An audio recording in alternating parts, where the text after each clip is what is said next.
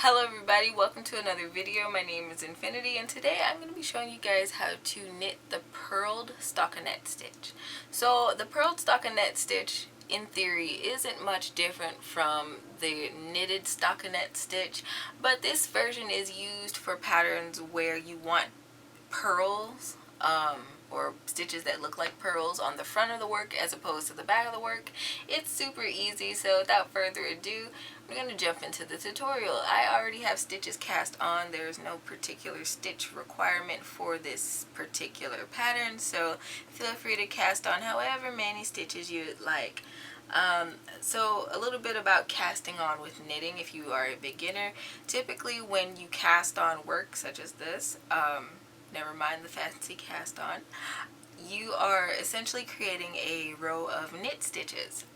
So usually in patterns that I've noticed, when you cast on, immediately after that they have you purling in the next row, which I always thought was a little weird until I figured out that, oh, technically I did just do a row of knitting. So knitting is interesting in that basically when you cast on, those stitches are technically part of the pattern.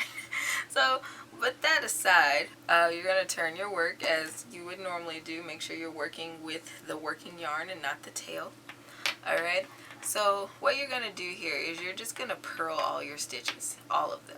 So we're just going to insert our needle from the front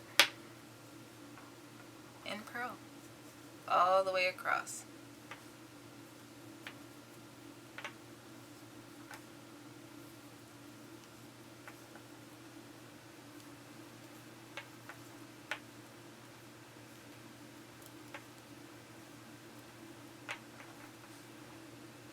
Okay, so now that we've done all those purls, this is technically the right side of our work. So now what we're going to do is turn our work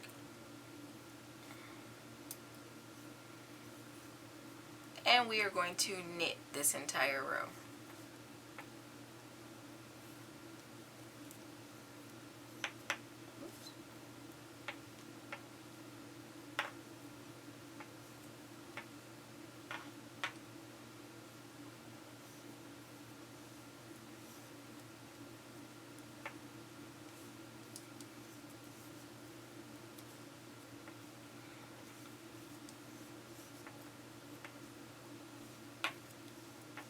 Alright, so this is what it looks like. So essentially what you're going to notice is the right side of the work is going to look like the back side of the work, okay, like of a normal stockinette pattern. And the back side is going to look like knitted stockinette stitch. So essentially this pattern is reversible. That is one of the great things about it. But like I said, people usually for this start off with purling on the right side of the work if they're doing something like cables where you want some steep contrast between the stitch pattern. So on the right side of the work. So that's basically the 2-row repeat. Once you get done with row 2, you'd come back around and do an entire row of purling and then go back to doing the knitting rows, and you just alternate that until you get the length of fabric that you want.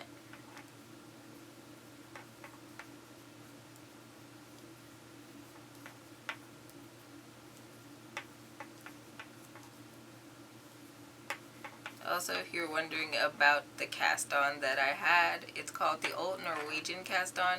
It's something that I've fallen in love with recently. It's very easy to do and it gives you this really awesome neat edge that I absolutely adore. I started knitting a pattern with it, and so I'm working on that, so possibly I can release it later this year. We'll see how that goes.